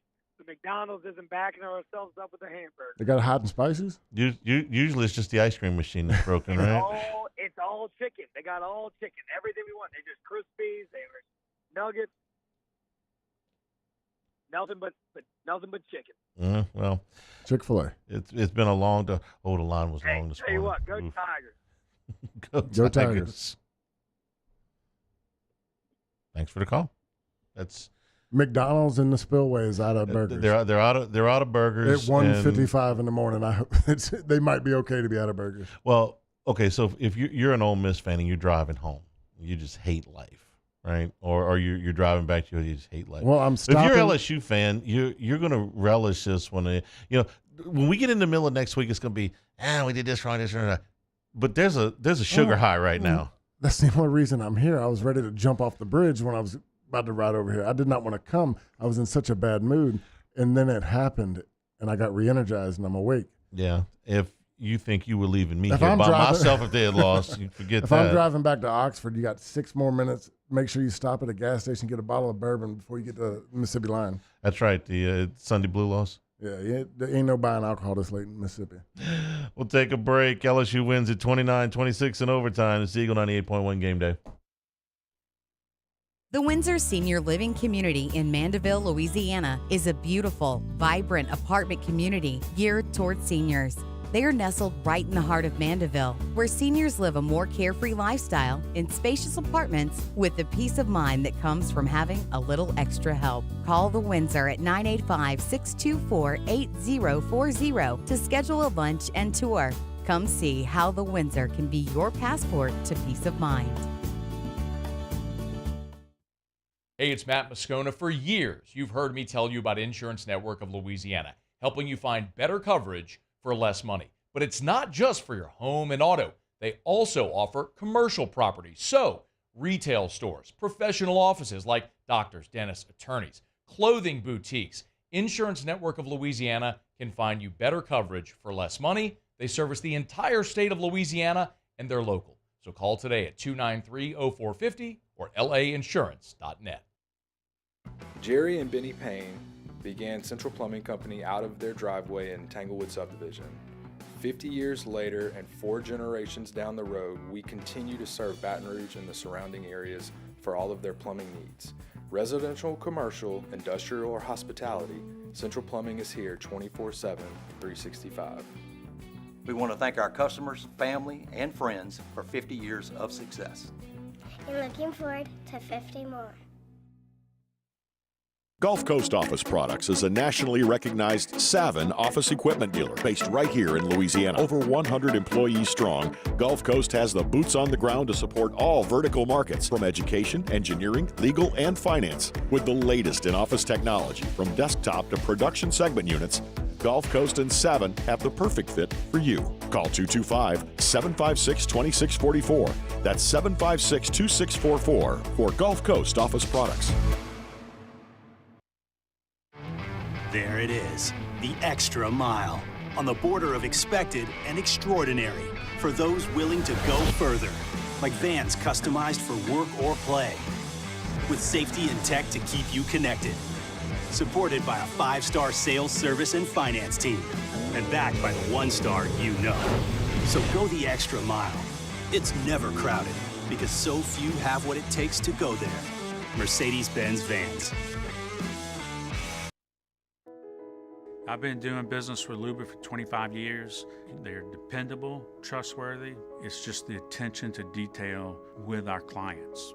Our folks have years and years of experience. They're highly trained professionals, but many companies have that asset. What I'd like to think makes Luba a bit different is that we use those talents in a way that truly is dedicated to serving the needs of the folks who depend on us. Dylan Cruz here to tell you about Six Rings Baseball and Softball Camp. If you live on the North Shore and play ball, go to Six Rings Camps with former LSU assistant coach Dan Canaveri. His knowledge is second to none, and your child will improve and have fun doing it. Camps are held at Coquille Park and Six Rings Academy in Covington with 4 sessions over the summer. Full day and morning only sessions are available from ages 7 to 13. Go to sixringsbaseball.com or call 985-206-9096. Learn the game to love the game. Breck teamed up to reimagine your parks, and you imagined big. With your help, we went to work, creating 12 beautiful community parks across the parish.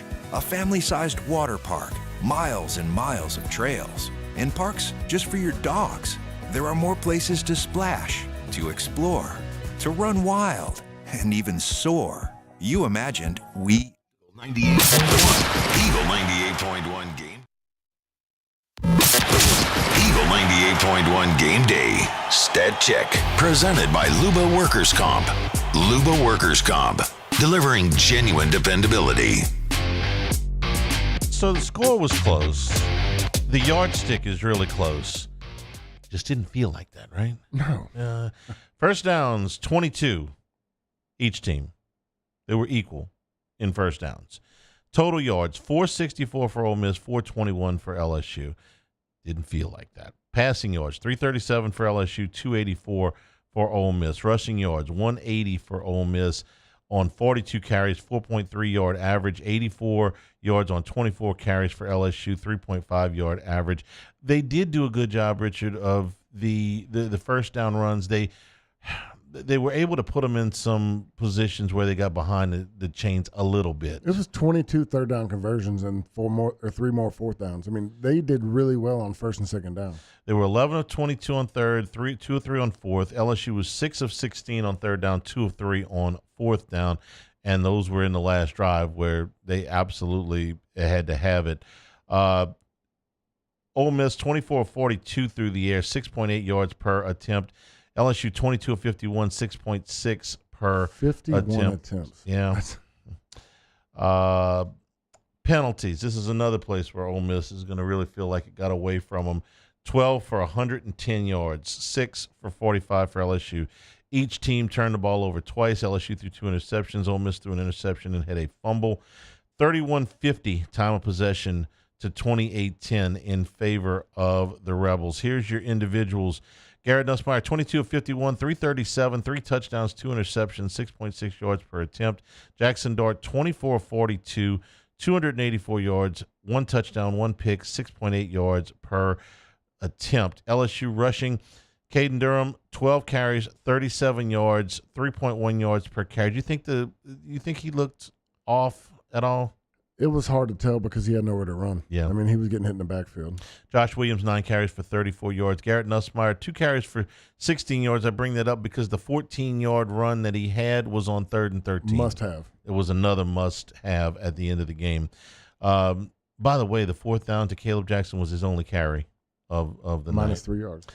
Ulysses Bentley with 11 carries for 107 yards and a touchdown for Ole Miss. He had the 50-yard touchdown run on 4th down and a yard. Yep. Henry Parrish, who left this game early, 14 carries for 42 yards, and Jackson Dart with 15 carries for 27 yards. I didn't realize he had 15 carries in that game. You know, they started running some quarterback counter in the second half. They did. They have some success with that. But then you got to take the sack yardage out, which was 6 of them? It was 6 sacks. I don't have the total sack yardage, but I'm going to say it was probably somewhere in the area of about 35 yards or so, 35 to 40 yards worth. Kyron Lacey, 5 catches for 111 yards and the touchdown, which was the game winner. Aaron Anderson, 3 catches for 81 yards and a touchdown, which was the game tire. Josh Williams and Mason Taylor each caught 43 yards worth of passes. Caden Lee ended up leading Ole Miss in receptions. He was kind of the third receiver and not really somebody that we talked a whole lot about in the pregame. And by not a whole lot, I mean not at all. All we talked about was Trey Harris. He had 7 catches for 102 yards and a touchdown. Didn't play in the fourth quarter. He was in street clothes in the fourth quarter. Caden Lee had 9 catches for 132 yards. And when I got a minute, I'm going to go look and see how many of those third down conversions were to him because it was a lot. Seemed like a lot of them. Jordan Watkins with 3 catches for 25 yards. Defensively, Whit Weeks, 18 total tackles, 10 solos, 18 total tackles, 10 solos, 8 assists, a sack, 2 tackles for loss, a pass defense, and a partridge in a pear tree. Greg Penn, 9 tackles tonight, including a half a sack. Braden Swinson had 2 sacks among his 8 total tackles tonight. Major Burns, terrific game for the senior. 8 tackles, 1.5 sacks, 2.5 tackles for losses total, and the 1 sack he got by himself. He really powered through the back and made a play. Zy Alexander with 5 total tackles to go along with a pass defense and that big interception. Trey Washington with 6 tackles led the way for Ole Miss. He had a tackle and a half for loss. Chris Paul Jr. had 5 tackles, as did Sunshine Perkins for Ole Miss. Punt returns, not much in either direction there. Each of them had one punt return. Ole Miss's punter, 3 punts for 46 yards, 2 inside the 20. Peyton Todd, 4 punts for a 42-yard average and 1 inside the 20. LSU's punting game has not been nearly the liability we feared that it might be in August. These guys have done a nice job. They're covering really well. I mean, we're not getting the deep punts. We're not booming it down the field, but they're not having a lot of room to run. If you're giving me a 42-yard average and Ole Miss only had 1 return on the 4 punts for 1 yard. So I'll take it. The net punting average is fine. We'll take a break here and come back and give you the full day in college football. It was another humdinger. We'll do that when we come back here. Eagle 98.1 Game Day.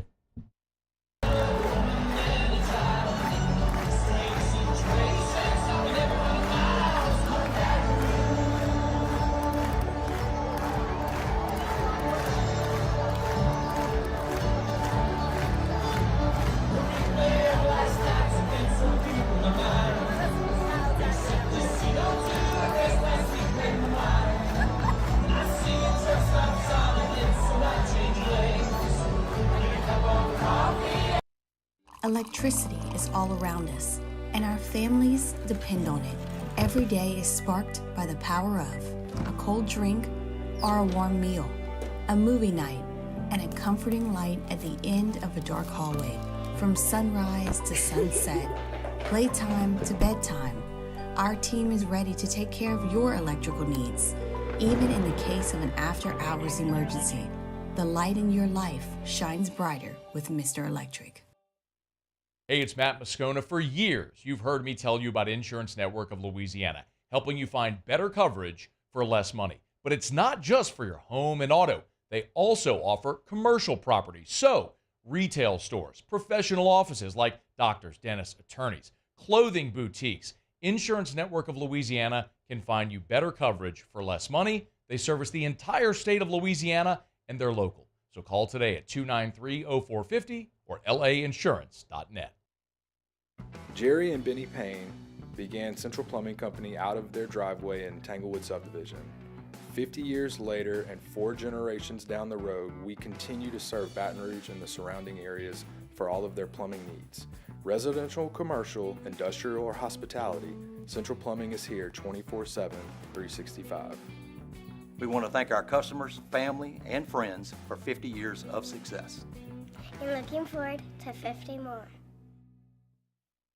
Gulf Coast Office Products is a nationally recognized Savin office equipment dealer based right here in Louisiana. Over 100 employees strong, Gulf Coast has the boots on the ground to support all vertical markets from education, engineering, legal, and finance. With the latest in office technology from desktop to production segment units, Gulf Coast and Savin have the perfect fit for you. Call 225-756-2644. That's 756-2644 for Gulf Coast Office Products. There it is, the extra mile, on the border of expected and extraordinary for those willing to go further, like vans customized for work or play, with safety and tech to keep you connected, supported by a 5-star sales, service, and finance team, and backed by the 1-star you know. So go the extra mile. It's never crowded, because so few have what it takes to go there. Mercedes-Benz Vans. I've been doing business with Luba for 25 years. They're dependable, trustworthy. It's just the attention to detail with our clients. Our folks have years and years of experience. They're highly trained professionals. But many companies have that asset. What I'd like to think makes Luba a bit different is that we use those talents in a way that truly is dedicated to serving the needs of the folks who depend on us. Dylan Cruz here to tell you about Six Rings Baseball and Softball Camp. If you live on the North Shore and play ball, go to Six Rings Camps with former LSU assistant coach Dan Canaveri. His knowledge is second to none, and your child will improve and have fun doing it. Camps were held at Coquille Park and Six Rings Academy in Covington with 4 sessions over the summer. Full day and morning only sessions are available from ages 7 to 13. Go to sixringsbaseball.com or call 98.1. The Robinson Brothers Ford Lincoln College Football Scoreboard. Robinson Brothers Ford Lincoln on airline under the giant American flag. All right, everything has gone final. Start up at the top. Number 1, Texas. Slow start against number 18, Oklahoma. But they win it 34-3. Quinn Ewers back from the injury, threw for 199 yards and a touchdown. Texas didn't have a first down in the first quarter, but they warmed up after that. Ewers had thrown a bad interception. They got warm after that and kind of ran away and hid from Oklahoma. Game of the day in Eugene, number 3 Oregon holds on to beat number 2 Ohio State 32-31. Dylan Gabriel threw for 341 yards and a couple of touchdowns for the Ducks. Ohio State trying to get down in field goal range at the end, ran out of time when Will Howard, they had a timeout left, about 5 seconds to go when they snapped the ball. He tried to slide, give himself up. He was a second too late, and Ohio State goes down for the first time this year. In overtime, number 4 Penn State beat USC 33-30. Drew Allar threw for 391 yards and a couple of touchdowns. USC, I think their biggest lead, they led 20-6 at the half, and I think it was 23-6 at one point, and Penn State came all the way back to win it in OT. Number 5, Georgia kind of Willie walked around a little bit with Mississippi State today. 41-31 was the final. Georgia wins it. Carson Beck threw for 459 yards and 3 touchdowns, but Mississippi State, who is by far the worst team in the SEC, moved the football against Georgia today quite a bit. This was not just a whole bunch of garbage time. They were in this thing. It was 27-10 at the half. They got it within 10 a couple of different times in the second half. Mississippi State's a team that's going to get better. They got a good coach, a good offensive mind. They're going to start putting some things together. They just had so many things, so much turnover. So much change of style of play. Yes, exactly. When Mike Leach passed suddenly and they changed to something different, now they're kind of going back in the other direction. Number 7, Alabama survived 27-25 over South Carolina. South Carolina recovered the onside kick. First of all, they missed a 2-point conversion, which they had an open receiver. The pressure got to Sellers. He ended up throwing it out the back of the end zone. They get the onside kick, but they throw an interception on the last play of the game. The one thing I've learned, I went to the tailgate today. LSU fans love when Alabama's struggling. When they made that extra, or when they got the interception right at the end of the game, then they got the onside kick. Every tailgate just exploded. I want to let you know a little secret. It ain't just LSU fans. Yeah. The Alabama fatigue is real. Yeah. Okay. I was in LeBear's is one of the sponsors of the show here. We were in the old bar up in the front before they did the sports book on the Kick Six. The entire casino. I mean, it was just like this wave of noise throughout the whole thing. Everybody just takes great delight in Alabama struggling. Number 8, Tennessee needed overtime to beat Florida 23-17. This was the first half. Tennessee was held scoreless in the first half. It was 3-0 at the half. Dylan Sampson, 112 yards and 3 touchdowns on the ground for the Vols. Number 10, Clemson cruises. They beat Wake Forest 49-14. Number 11, Notre Dame goes to 5-1. They beat Stanford 49-7. You think LSU's kicking themselves for being 5-1, losing to USC, who's 3-3? How about Notre Dame 5-1, losing to Northern Illinois, who I think is 3-2 or something along those lines. Number 11, Iowa State stays unbeaten. They are now 6-0 and 3-0 in the Big 12. They beat West Virginia 28-16. BYU stayed undefeated. They beat Arizona 41-19. They're also 6-0 and 3-0 in Big 12 play. Number 17, Boise State beat Hawaii 28-7. The Heisman favorite, Ashton Genty, ran for 217 yards and a touchdown.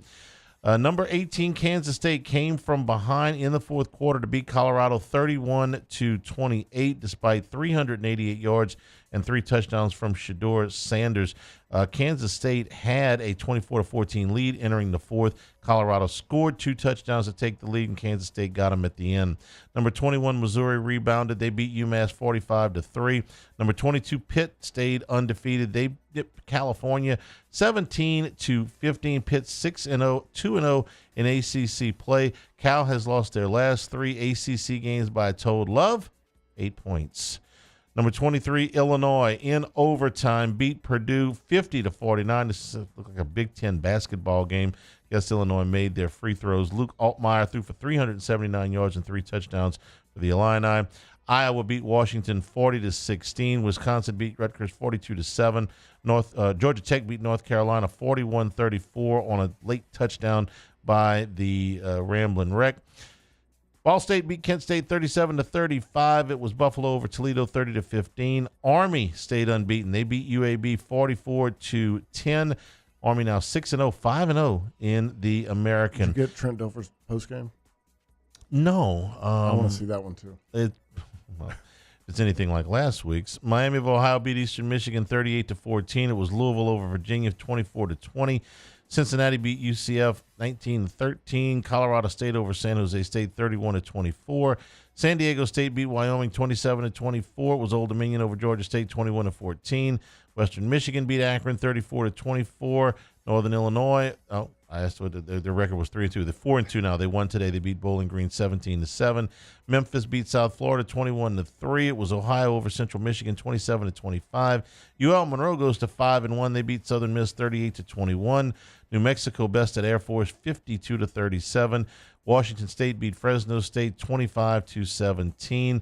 The Cougars are now 5-1 on the season. Texas State beat Arkansas State 41-9. North Texas over Florida Atlantic 41-37. Rice beat UTSA 29-27. Nevada beat Oregon State 42-27. UL Lafayette goes to 5-1, 2-0 in the Sun Belt. They beat App State 34-24. Vandy 4-2 now. 2-1 in Southeastern Conference play. They did not hit the over. Did they? Oh, over on their win total. Yeah. They're over now. They beat Kentucky today 20-13. It was Syracuse over NC State 24-17. Syracuse is 5-1. Anybody notice that? I don't think I would have. The only time I recognize them playing good is when they beat Clemson, and that was rare. Yeah. Georgia Southern nipped Marshall 24-23, and Minnesota beat UCLA 21-17. In-state scores: Texas A&M Commerce beat Northwestern State 42-21. It was Southeastern over Houston Christian 37-7. Alcorn beat Grambling 17-15, and Southern beat Texas Southern 22-19 in overtime. And if I saw the right highlight, I caught it just as we were about to come on the air. Tyler Lacey scored for them too, but it looked like the same play. Okay, if I saw the right highlight, it was a pass to the receiver in the front right corner of the end zone. Back shoulder pass. Look, if I saw the right play, and I think I did, it looked like Southern won in overtime, 3-point game. Pass to the front corner of the end zone at the end. What they just showed, which was interesting, was the first time since the 80s they had 4 overtime games with top 25 matchups. 4 overtime games since when? Since it said like 80 something. Well, the overtime didn't come into play until like 95. So the amount of teams that could be have overtime in one day. Broke a record today. Yeah, they broke whenever it was. They broke a record today. Been a long day. Game balls are next. Eagle 98.1 Game Day.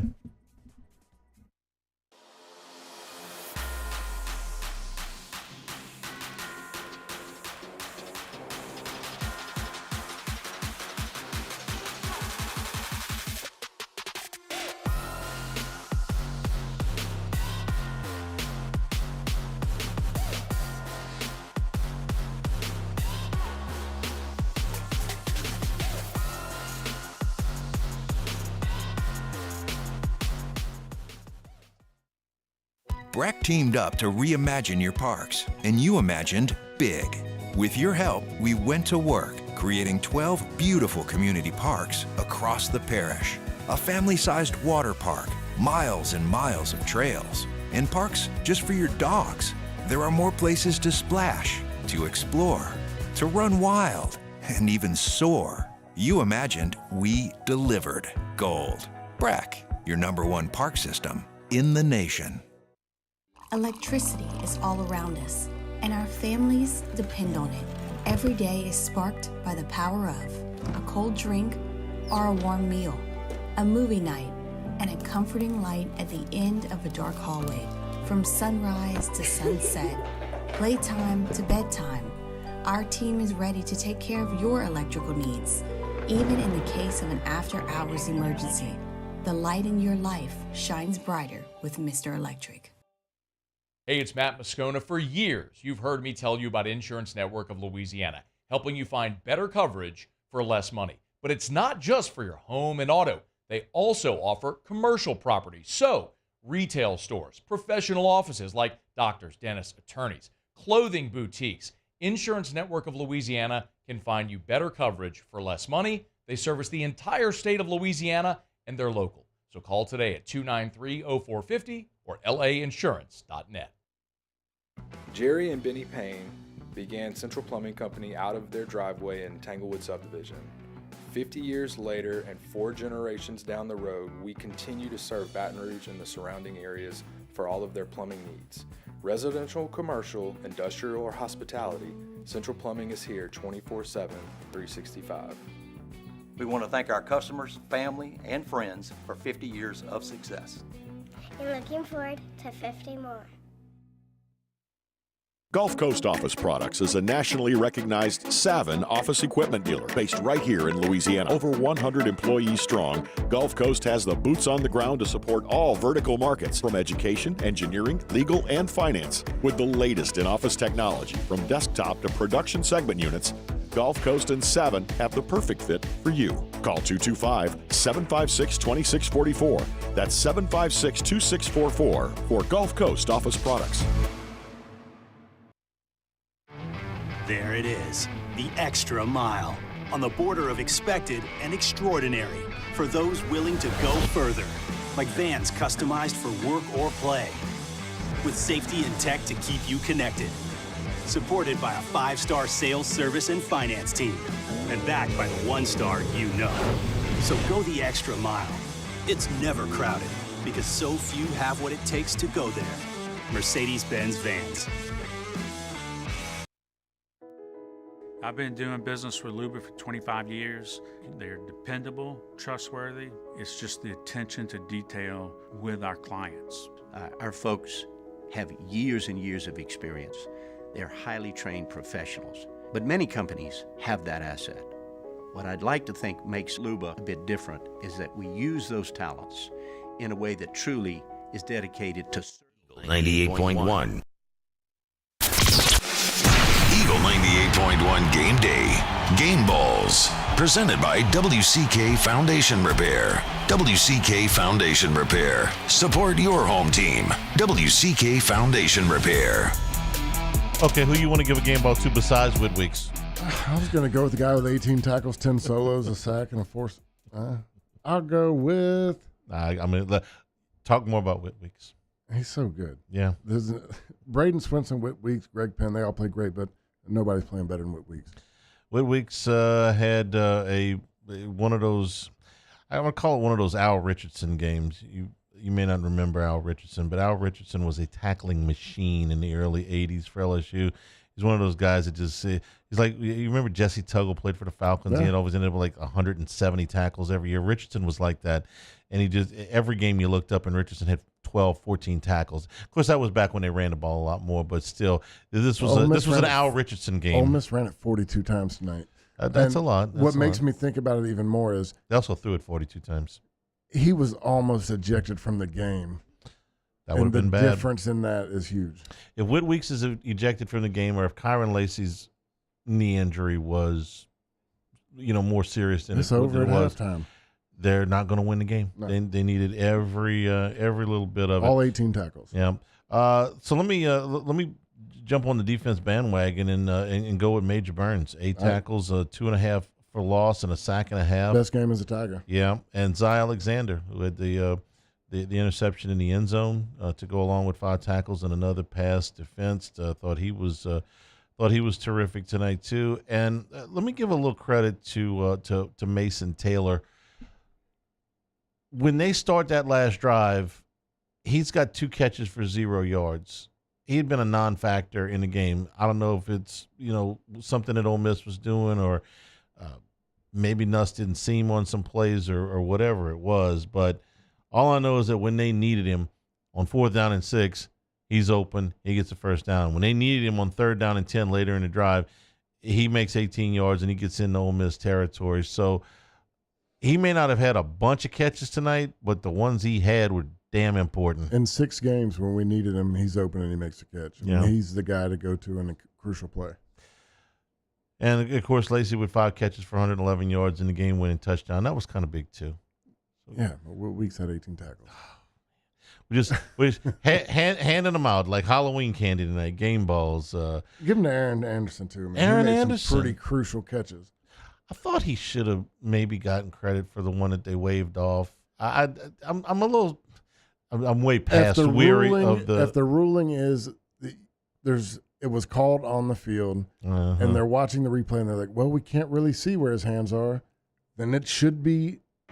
Oh no, you talking about that? That's the one in the end zone. I'm talking about Thomas. I'm talking about the one on the last drive that they waved off. All right, so he's got the ball, he hits the ground. Well, to me at that point, play's over. Yeah, he had control. He hits the ground, and then it starts moving a little bit. I'm a little bit weary of this Zapruder film. You know, the ball moved 1 inch. You were a receiver. I mean, if I stood up with the ball, I caught it. Leave me alone. Okay, run that one by the white hat these days. A little bit tougher. We'll take a break. Come back and wrap things up. Eagle 98.1 Game Day. Protect your home with dependable roof repair and service. GarciaDidMyRoof.com. WTGL and HD1 Baton Rouge.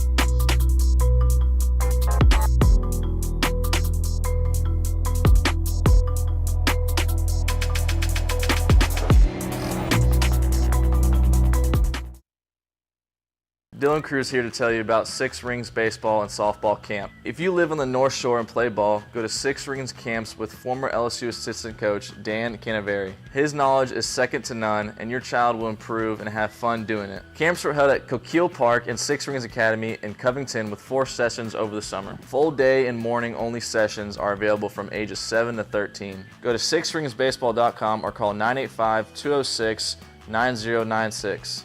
Learn the game to love the game. Breck teamed up to reimagine your parks, and you imagined big. With your help, we went to work, creating 12 beautiful community parks across the parish.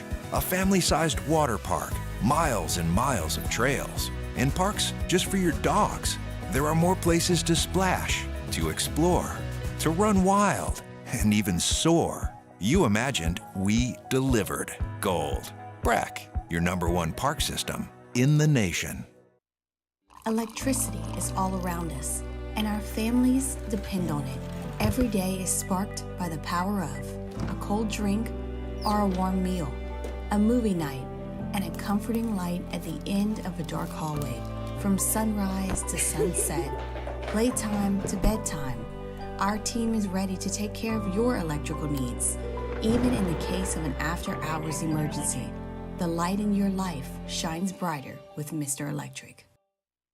Hey, it's Matt Moscona. For years, you've heard me tell you about Insurance Network of Louisiana, helping you find better coverage for less money. But it's not just for your home and auto. They also offer commercial property. So, retail stores, professional offices like doctors, dentists, attorneys, clothing boutiques. Insurance Network of Louisiana can find you better coverage for less money. They service the entire state of Louisiana, and they're local. So call today at 293-0450 or lainsurance.net. Jerry and Benny Payne began Central Plumbing Company out of their driveway in Tanglewood subdivision. 50 years later and 4 generations down the road, we continue to serve Baton Rouge and the surrounding areas for all of their plumbing needs. Residential, commercial, industrial, or hospitality, Central Plumbing is here 24/7, 365. We want to thank our customers, family, and friends for 50 years of success. And looking forward to 50 more. Gulf Coast Office Products is a nationally recognized Savin office equipment dealer based right here in Louisiana. Over 100 employees strong, Gulf Coast has the boots on the ground to support all vertical markets, from education, engineering, legal, and finance. With the latest in office technology, from desktop to production segment units, Gulf Coast and Savin have the perfect fit for you. Call 225-756-2644. That's 756-2644 for Gulf Coast office products. There it is, the extra mile, on the border of expected and extraordinary for those willing to go further, like vans customized for work or play, with safety and tech to keep you connected. Supported by a 5-star sales, service, and finance team, and backed by the 1-star you know. So go the extra mile. It's never crowded, because so 98.1.